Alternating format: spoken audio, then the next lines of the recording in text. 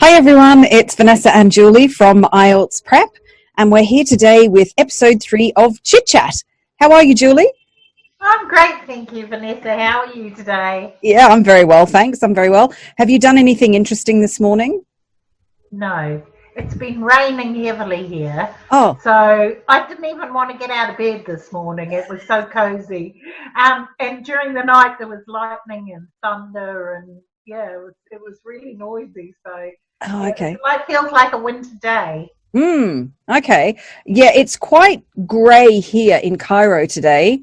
It's not going to rain, but it's just a grey day. It's not that beautiful, bright sunshine, blue skies that we normally have. So, yeah, bad weather there and not so good weather here, even though it's hot here. I think it's about 39 degrees today, so it's quite warm.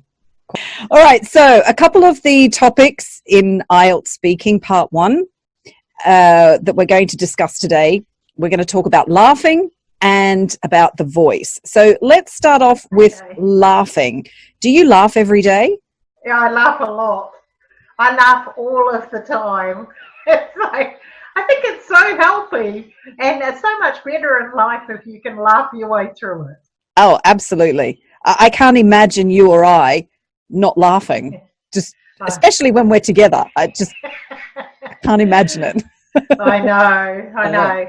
Well, I think that's one of the good things about friendship is that when you find a good friend, often you laugh at the same things. So, you've got shared memories which make you laugh as well. Yeah.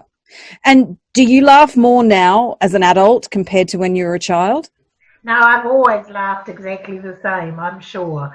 In fact, when I was at school, I used to get in trouble all of the time for laughing too much and giggling too much. My teacher used to say I was a disruption because I was always laughing. Were you one of those kids that would sit at the back of the class and cause problems, cause chaos?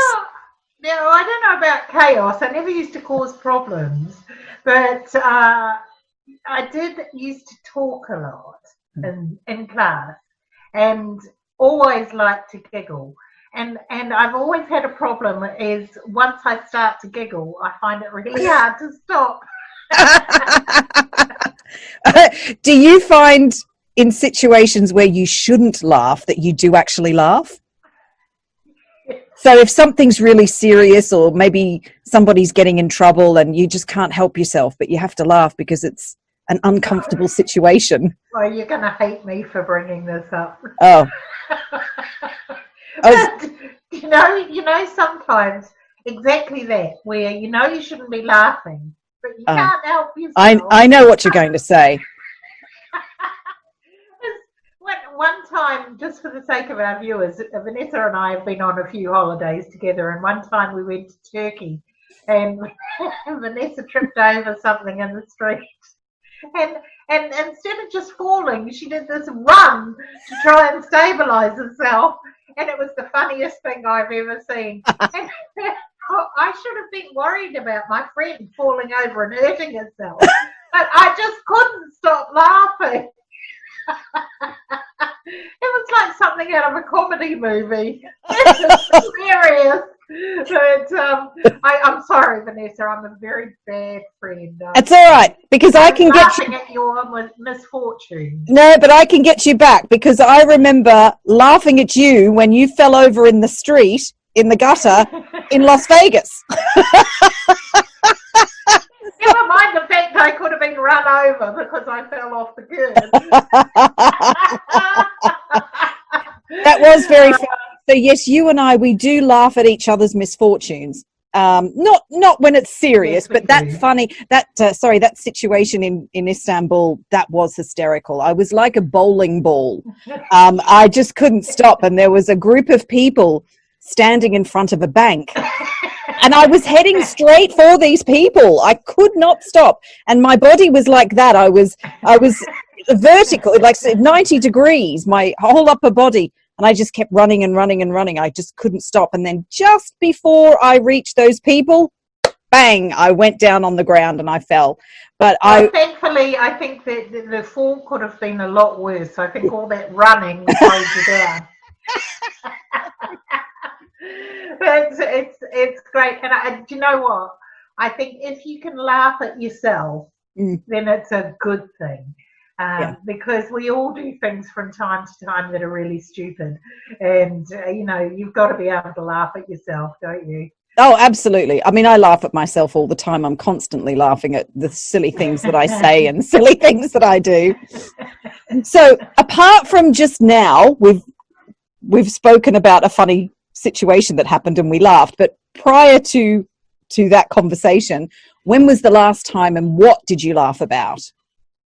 Well, like I say, I laugh all the time about everything. And so that's really hard to pin down, actually. I can't even tell you, because I was on the telephone with someone this morning and I got a dose of the giggles about something. But, so it's really not hard to make me laugh. But, every now and again, we have what I describe as a real belly laugh over something. And that's when I know that the viewers have probably noticed I bounce up and down when I laugh. Well, you should see me when I'm laughing hysterically. It's hilarious. But occasionally you have one of those real belly laughs. And I think, to be honest, the last time I had one of those was probably when I got together with my two friends here in London before we were on lockdown. And we were just sitting talking about silly little things, and suddenly someone started to giggle, and then we all started to giggle. And then before we knew it, we were all laughing our heads off about nothing in particular. And, that's, as I say, that's a sign of true friendship, isn't it? When you can have a real laugh. Oh, absolutely. Absolutely. And it's good. It's good for the soul. Laughter feeds the soul, which is very beneficial. And it keeps you healthy. There's a school of thought that says that the more you laugh, the healthier a person you are. People that are very miserable are more unhealthy than people that are very happy. So anyway, that's what I'm saying, and I'm going to stick to it. And do you think that you make your friends laugh more, or do they make you laugh more? Or are you equal? Well, I think it's very infectious, laughing. And because I laugh a lot, when I was at school, they used to call me a bit of a comedian, because it was, people around me used to laugh a lot. And that's because when I laugh, other people laugh at me laughing. So I think that's good fun.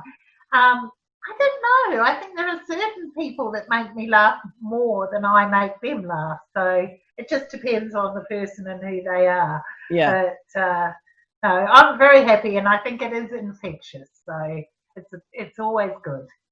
Do you like your laugh? No, not really.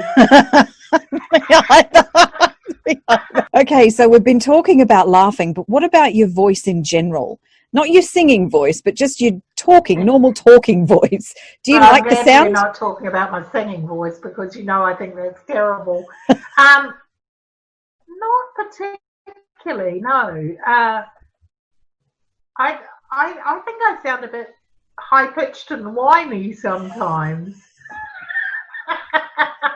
And every now and again, I think I become very aware of my Kiwi accent, and especially when I've been talking to my family, my Kiwi accent gets a lot stronger, and I start talking in a Kiwi drawl, and sometimes I don't like the way that sounds, but my accent is who I am. I'm not one of those people that would ever think of trying to change my accent.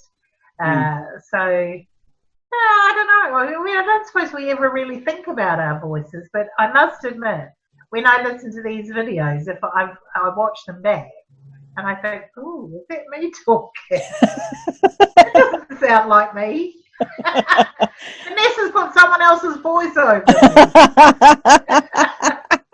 I know, it's a bit of a shock to the system when you start hearing your voice like that. I remember when I started recording videos and playing them back, and I was like, oh, is that what I sound like? Oh, I don't like that at all.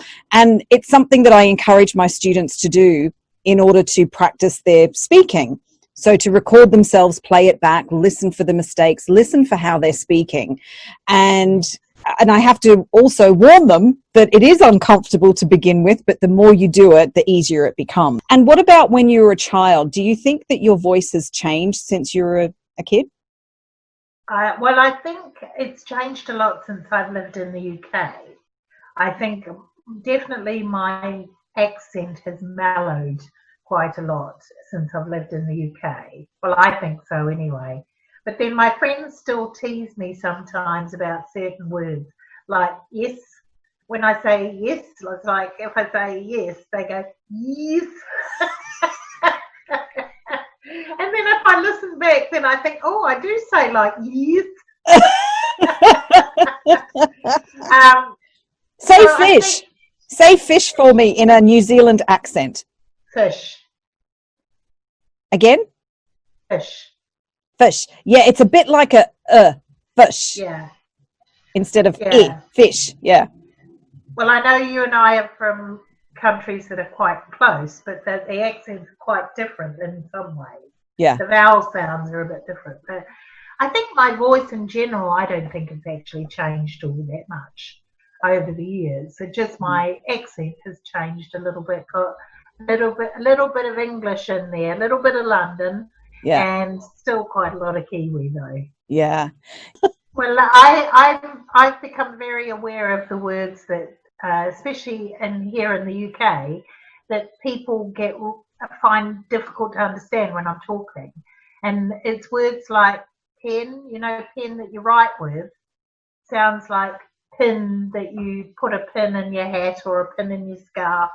So I have to be careful when I'm using the word pen, that I make sure that people understand it's a pen and not a pin. Yeah.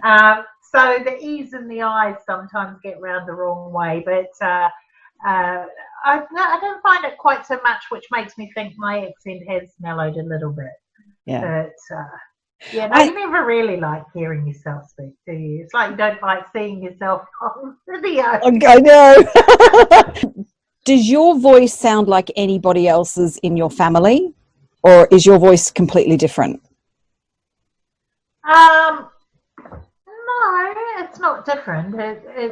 My sister sounds very similar to me. Although she never lived, well, she only visited the UK, she never lived here really. So she has got a very strong Kiwi accent. But we all have similar traits in our voice. Like, you know, when you get really excited and you're talking about something and suddenly your voice goes up like this and you talk really fast. And I'm really excited because I'm going to go and see a new movie. We all do that. Yes, we do. And the other thing is we all have similar, you know, we'd say things like yeah instead of yes, which is not very good English. So if you're responding and somebody says, do you like flowers? And I'll go, yeah. It should be yes, but yeah is a very Kiwi way of responding. Yeah. So I think we all speak in similar terms, but my sister's voice is very similar to mine. Mm-hmm. It's the same. I mean, saying yeah is a very natural response in saying yes. Yeah. And also we say yep. Yep. Yep. You know. Have you done your homework? Yep. That's another really relaxed way of saying yes. When it's a quick answer, don't you? It's like, you know, are you ready to go out? Yep. Yep. Yep. It's like, yep. When I'm excited about going out, it's like, yep. Yep. Oh, yes. If you're really excited. Well, we use other things like okay and all right and maybe or in a minute, you know, all those kind of things to respond. But yeah, kind of covers everything. I think we were quite fortunate in our own countries because there's not a huge variation of accents. In Australia, there are some different accents, but it's not like the UK or in America. I mean, the UK, the variety of accents is phenomenal. There's just so many, and some of them are really difficult to understand, especially as you get further north. Yeah. So from Glasgow, I mean, I love the accent, but oh my goodness, I have to keep telling them to slow down because it's so strong. The accent is so guttural and strong that for me, I have to ask them to slow down. And, you know, even people from other countries with accents, sometimes I have to ask to slow down a little bit, you know, to make sure that I'm getting the information clearly from them. And I think that's an important point for learners, because they need to understand that, yes, native speakers also have difficulties understanding other native speakers sometimes, depending on the accent, because the accents are very different. So, you know, somebody from Glasgow, somebody from Scotland, somebody from Ireland, I mean, even the Irish are quite difficult to understand at times. So while we could still understand pretty much the conversation, but there could be particular words that we're not hearing clearly just because of the way that they're pronounced. Of course, if a Scottish person is speaking very fast, then you might miss the whole conversation. But I think also it's important that the listeners realise that it's not impolite in any way to ask someone to slow down, because we do it all the time. I'll say, well, hang on, slow down a bit. You know, if I'm talking to someone from Ireland or Scotland or the north of England, sometimes I will have to say, oh, I didn't catch that. Can you slow down a bit? Or could you just repeat what you said? Yeah. And it's perfectly natural thing for us to do, is to make sure that we're clear on things. It's much better to do that than to try and fill in the gaps in your mind with what you think you've heard. Yeah. Because you might end up getting yourself into trouble because what you think that they've said isn't actually what they actually said. So it's important that everybody knows that it's okay to ask people to speak more slowly so that they can be clear. Yeah. And I think, you know, generally anybody who is speaking a different language, they need to understand that the native speaker is not going to be offended. They're going to be very helpful. And it's the same for me here in Egypt. I mean, my Arabic is terrible, but I will ask somebody to slow down if I can't catch any word at all. If I can't follow it at all, I do ask them to slow down. And I don't feel uncomfortable doing that because their response is very welcoming. It's okay, sure, I'll slow down. It's not a problem. Yeah. So as much as, say, an Egyptian would do that to a foreigner trying to speak Arabic, it's the same for English speakers. We're very open to helping and enabling the non-native speaker to understand what we're saying. So people shouldn't be afraid to ask them to slow down or to even repeat a word that they don't understand. It's absolutely fine. Yeah, that's right. All right, everybody. So thanks again for tuning into this episode. Make sure that you click on the subscribe button to follow us on YouTube and also follow us on Facebook. And we look forward to seeing you in the next episode. So see you then. See you, Julie. Always lovely to see you, Vanessa. Bye. Bye. Bye, everyone.